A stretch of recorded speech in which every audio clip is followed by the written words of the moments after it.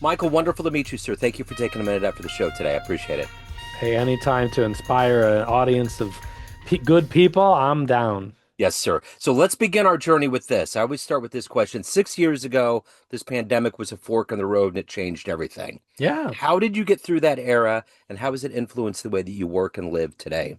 How really neat. What a neat question. Because, I don't know a person that the pandemic did impact one way or another. Yeah. I made a promise to myself when the pandemic happened that I wasn't going to be a victim to it, that I was going to allow natural expression to come out of that and for what needs to happen to happen.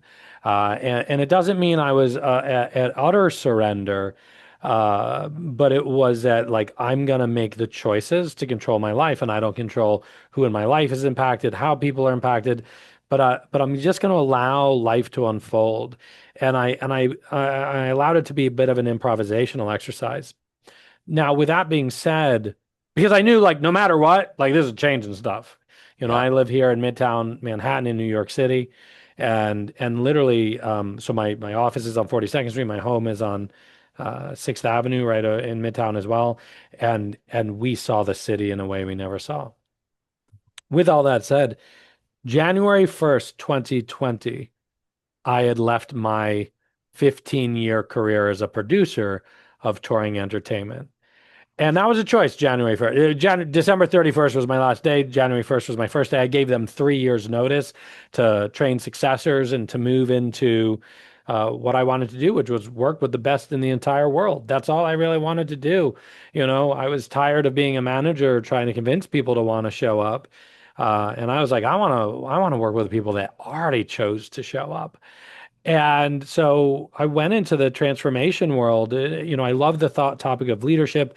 I love the topics of transformation. I love the topic of like we have the power to change our identities. And these have been themes that I've been wanting to geek out about and have been geeking out about since as early as 8 years old. Like I was just a little geeky kid. And so I said, I'm going to leap. I'm going to leave my career and I'm going to do just the full-time coaching work, the full-time facilitation work.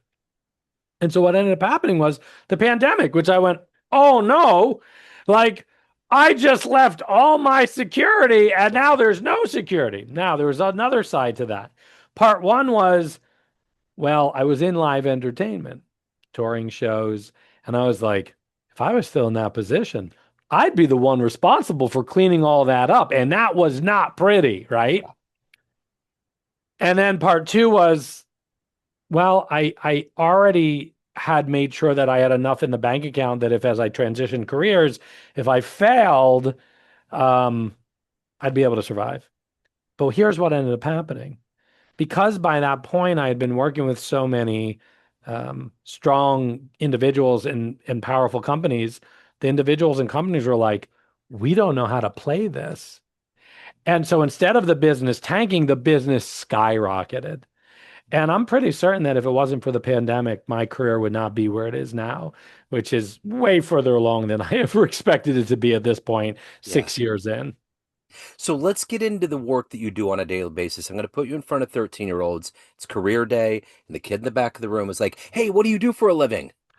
How do Yeah. you answer him? Well, I always don't like to answer. First of all, I don't like using the words facilitator or coach or any of those things because everyone has their own story on what that means. So typically when people are like, what do you do? The first thing I'll say is, well, I eat, breathe, and I sleep. But outside of that, what do you do? And I go, I drink a lot of tea, but professionally, I said, how some people, I go, you're going to find, or if it was a bunch of 13-year-olds like your question is, I love that question. I said, you're going to find as you start to move through life yourself, there's your friends that go ahead 20 years from now that they work their butts off to get where they want to be and make the kind of money they're making and live the kind of lives they're happening. And they achieved everything they want to achieve and they're really unhappy and they're really unfulfilled and they lose a lot of sleep. I go, I hope your friends don't have that. But if we go with the last few thousand years of people, that could very well happen. I go work with the people that are really good at what they do, and I help them just build their life back so that they actually really enjoy it too. And I do that. by facilitating really powerful conversations in between people. So like right now is in your 13-year-old class, I guess what would 13 be? Sixth grader, seventh grader, Yeah. right? As a sixth grader, I would create some really powerful conversations where I'm not the sage on the stage. I'm not teaching anything. I'm the guide on the side facilitating conversations so that you could be the best version of you. And then I'll even like, let's try it. Right. And I'll go right into doing it. Proof's in the pudding, right? Um, so that would be my abstract answer with some details in it. But at the end of the day, right. I'm a facilitator. I'm a trainer, and I love helping people pull the best version of themselves out. It's just the most favorite thing I've ever done. So you mentioned at 8 years old that you were geeking out, you were getting into it. So you knew this was your destiny, so to speak. Yeah. W- Love my parents. They're both here. They're both amazing. My dad, not the world's greatest communicator in the entire world, and um, I identify with the traits that come with dyslexia. So I did not learn the same way my classmates learned. And back then they didn't know how to, schools didn't know how to deal with it. I don't know if they know how to deal with it now. And so I learned very differently. And so socially, just I didn't fit in because I didn't fit in the regular school system. And so whatever problem was going on in my life, my dad was listening to Tony Robbins and Brian Tracy and all these Zig Ziglar, and he would have all these cassette tapes from Nightingale Conan Company, right? And so whatever was showing on in my life, though we didn't talk about it, he would go, "Look, I'm gonna drive you around in the car." And whatever, because you remember the self-help cassette tapes from Oh, back in the day? dude. You know what Yeah. I'm talking about? And then he would say on the sides of the cassette what the theme was of that side of the cassette tape. Yep. So he would take whatever was going on, he would take that theme, he would put it in the cassette player, in the Thunderbird.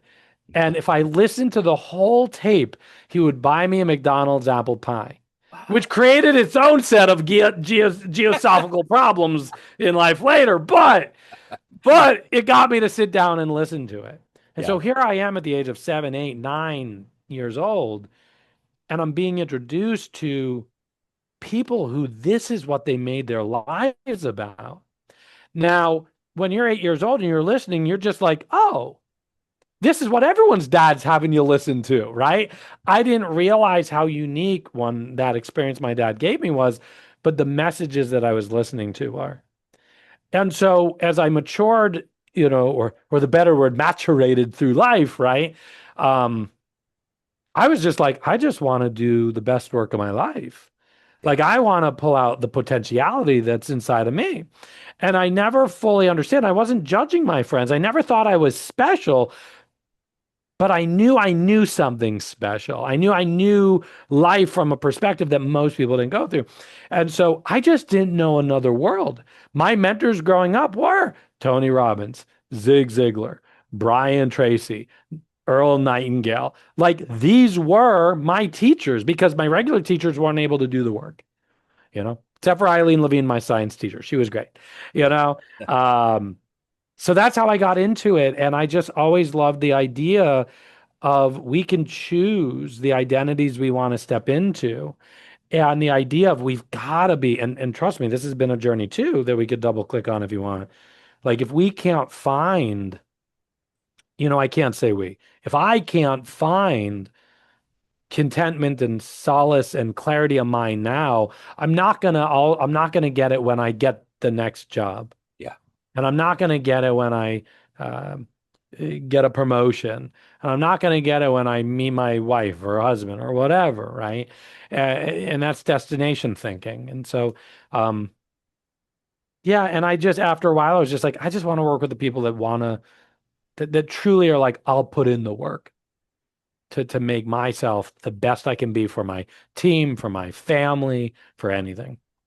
So I gotta deviate just a slight bit here. Since your father was a musician and you were in the live music business, what was the first live show you saw that blew you away? Oh, I can totally tell you what that is. So I was not necessarily in music. My dad's a musician, but I was in live entertainment, Broadway tours, arena tours, dance events, things like that. But the first time well, there's two shows. I'm actually gonna give you both. The Yeah. first thing, couldn't even tell you how old I was, but under 13.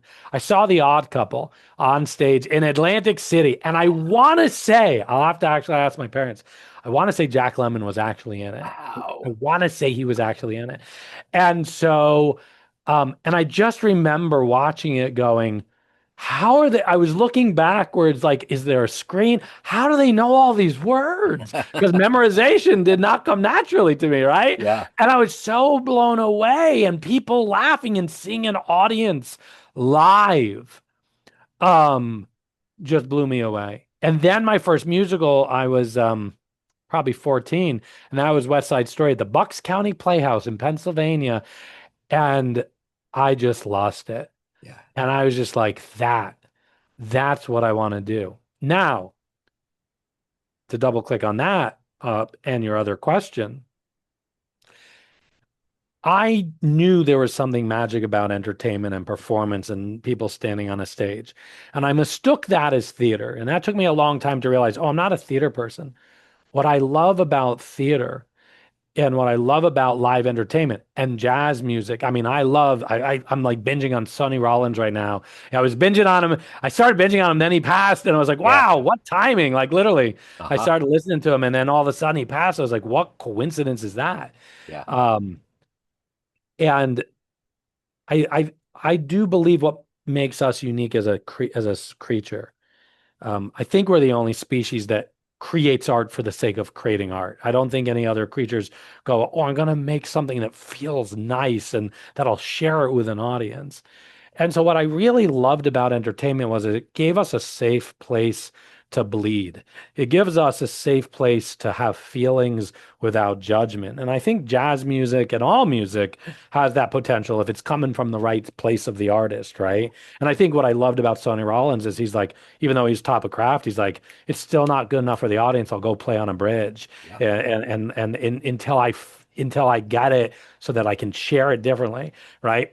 And so that's what I loved about the music and the theater, to give people a space to feel, to emote, to explore themselves. I didn't know that's what it was, but now that I'm further in my life, I've explored that question. It's not that I love theater, it's I love safe spaces that allow people to be transformed. And that's what art does. And we're the only species that can do that. And yeah, so I know you didn't ask that No, I question. love it. That's so well said, so eloquent, so true. I love the way you put all that together. So I got to know, as someone that's been successful and highly driven as you, who's your hero? Who's the muse? Who's the inspiration? You know, it's so interesting. There's no one hero that I can point to. And I think the reason why is, there's the phrase, don't meet your heroes, and so when you meet them, you realize, oh, they have stuff. But, if I were to say the top people that influenced my life, um, obviously Tony Robbins definitely had a deep impact. And though I've never met him, one of my coaches is one of his mentees, and so I get deep into his world. Um, there was a girl, I haven't told this story in a long time. Um, by the way, John Guare, who wrote the play Six Degrees of Separation, the work of Carl Sagan, the willingness to explore what is unknown and go, we don't know, but it's bigger than us. Um, uh, the author of The Little Prince, uh, oh my gosh, Saint Anthony Exupéry, right? Yeah. Um, Yeah. I think he explored something in a way that no one else did. So I don't know if there's a single hero um, that did anything, but if I were to say there was a hero, and I haven't talked about this in a long time, when I was company managing the Broadway show, the Broadway tour, the bus and truck tour of Thoroughly Modern Millie, I had an intern, and I'm going to say her name right here. Her name was Denise Caston. Her name is Denise Caston. And Denise Caston was my intern because she's a rockette. She was a rockette. And Denise was interning because she's like, I know I'm not going to be able to be a dancer forever.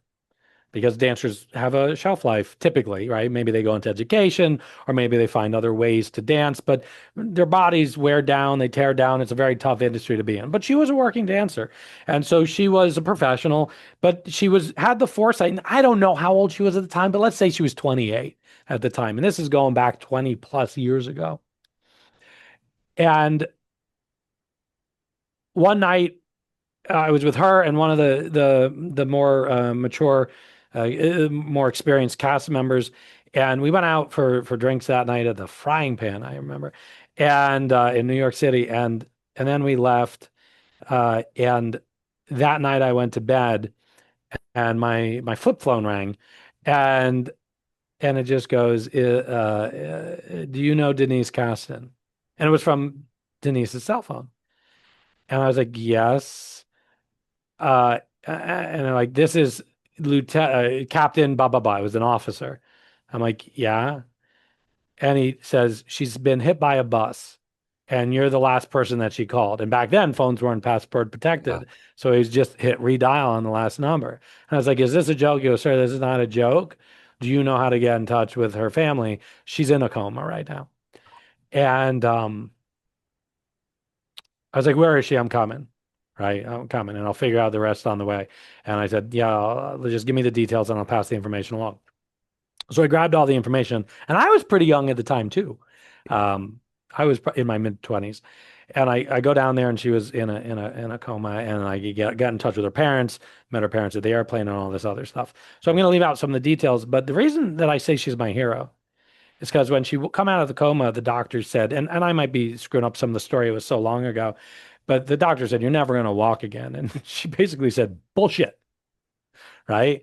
Yeah. And she went to all these doctors and they said, yeah, you're not going to walk again. You're going to lose your capabilities to speak, et cetera. And she's like, bullshit. She goes, then I'll find the people that can, that say I can. And she did find it. And she said, I'm going to dance again. And and so her thing was like, if I can move a finger, then I can move a foot. If I can move a foot, I can move my knee. If I can move my knee, I can move. And she just kept going. And guess what? I forget how long it was. I want to say 2 to 3 years later. I want to fact check all this, but I know I'm in the right ballpark. Yeah. She was a rockette again. Wow.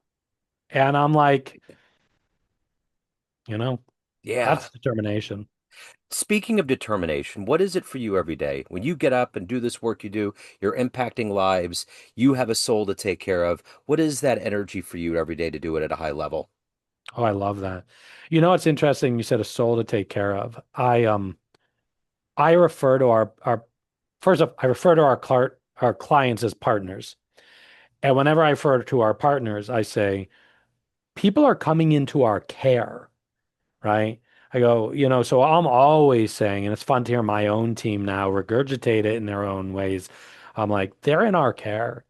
And I do not take that lightly, right?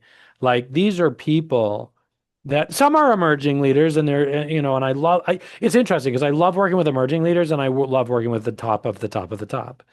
And I love both. And I love anything in between. As long as the desire to get clarity of mind, to not be right, to have a commitment to learning, to have a commitment to exploration and growth. Um, I end the day with energy and I start the day with energy because I do believe this is a bigger conversation. I do believe we each have our role to play, and we can talk about why I think that is. And there's less mysticism behind it than one would think. But I know my place is to help other people find their place, to find what their purpose is, whatever that means, right? Why to build meaning, to find meaning in life, and meaning out of suffering and meaning out um, of the journey that we're on. And so when I'm not hitting the mark with someone, I obsess about it.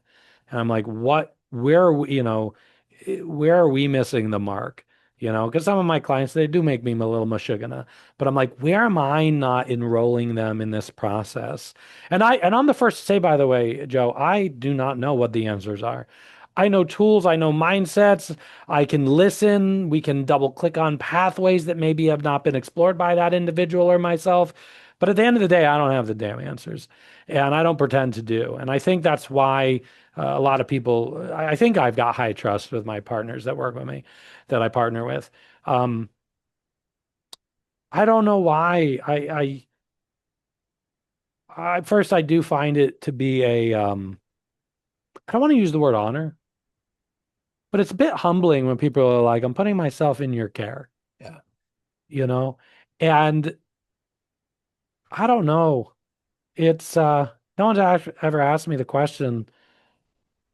I just wouldn't have it another way. Yeah. And then I got people that I'm in the care of them, right? My coaches, my trainers. And so I know what that's like. And but you know what, to answer the question, it's it's it's freeing and it's surrendering. And the reason why is, you and I, I know you also are deep into jazz yourself, right? Um, there's a story about, I want to say it was Miles Davis. You'll be able to fix me, where like totally played the wrong chord.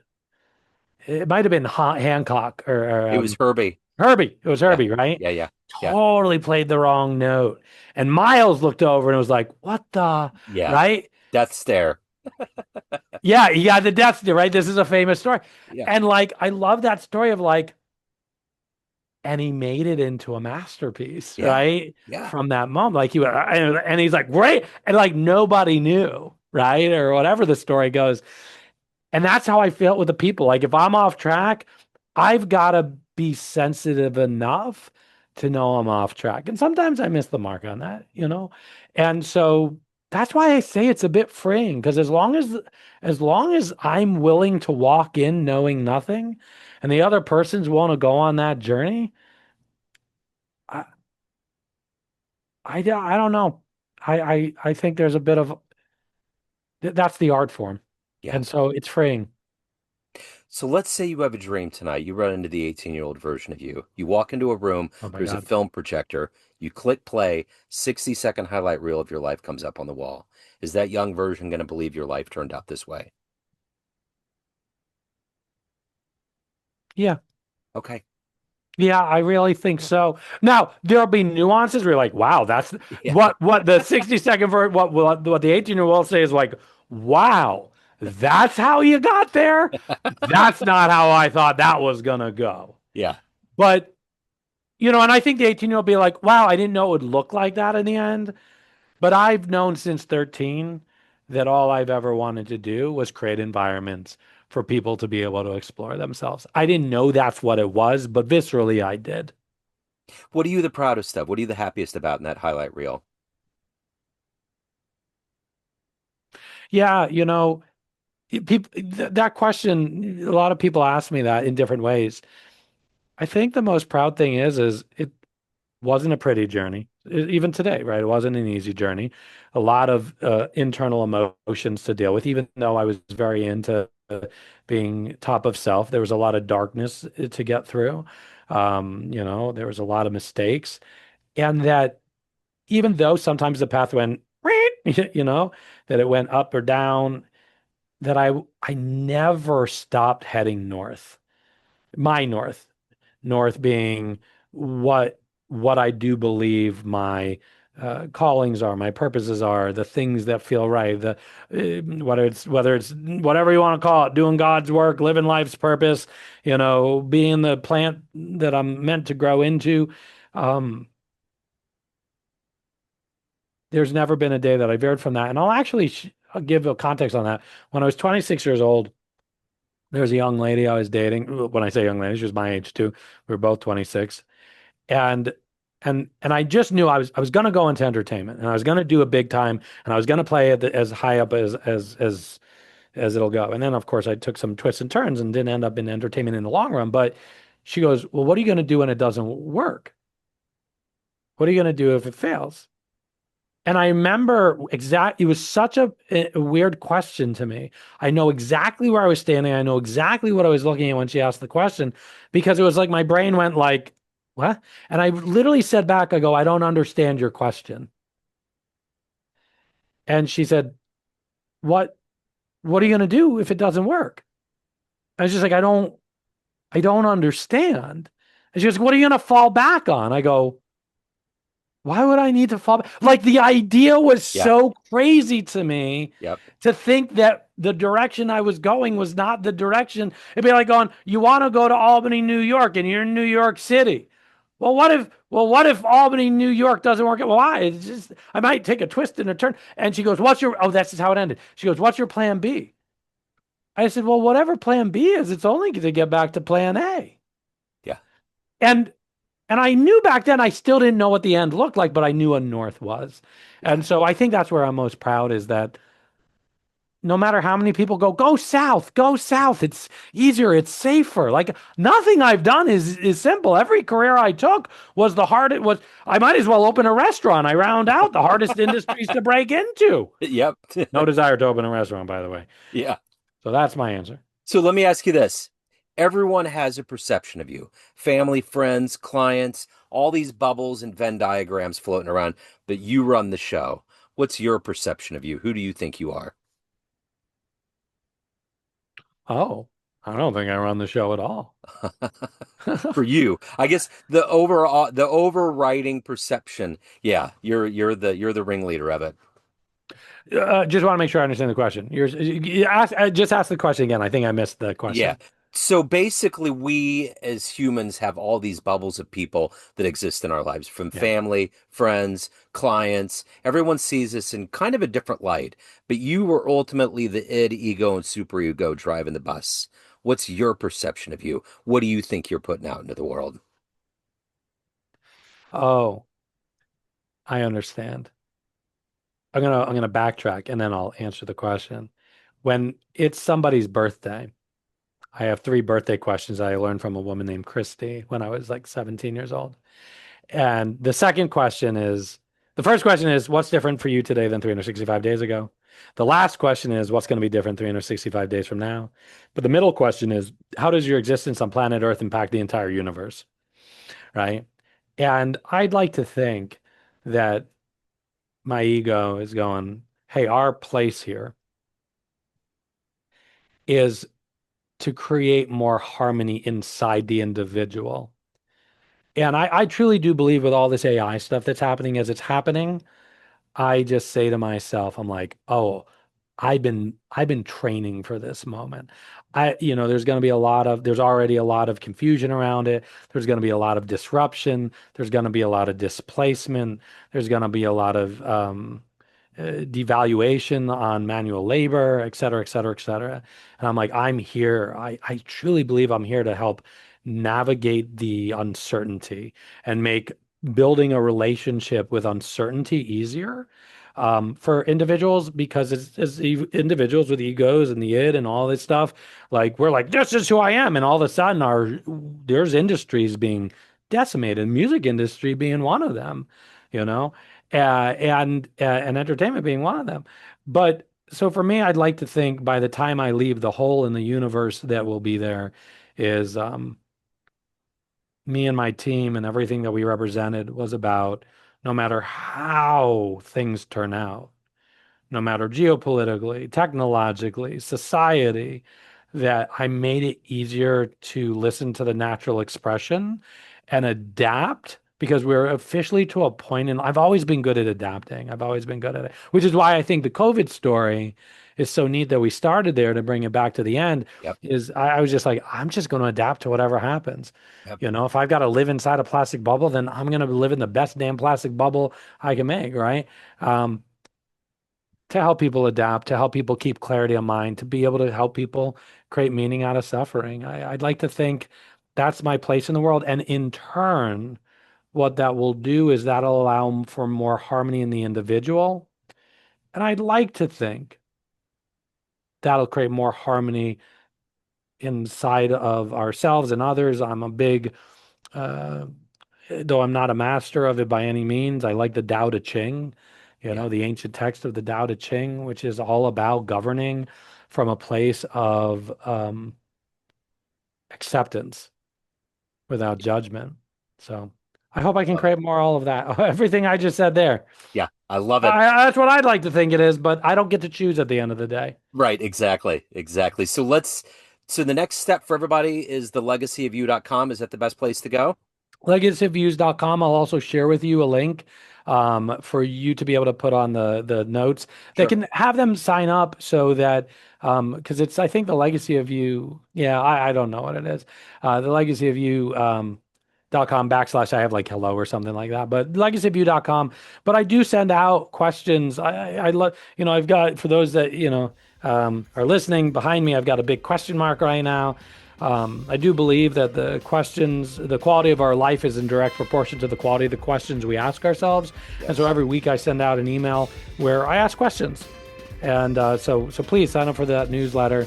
And I'd love to be a weekly part of, not a daily, but a weekly part of your life. I love it. Michael, I will put that in the show notes. What a joy. Thank you so much for your story, for your energy. So great to meet you, man. I appreciate it. Oh, pleasure meeting you too. Thanks, Joe. Yeah, thank you.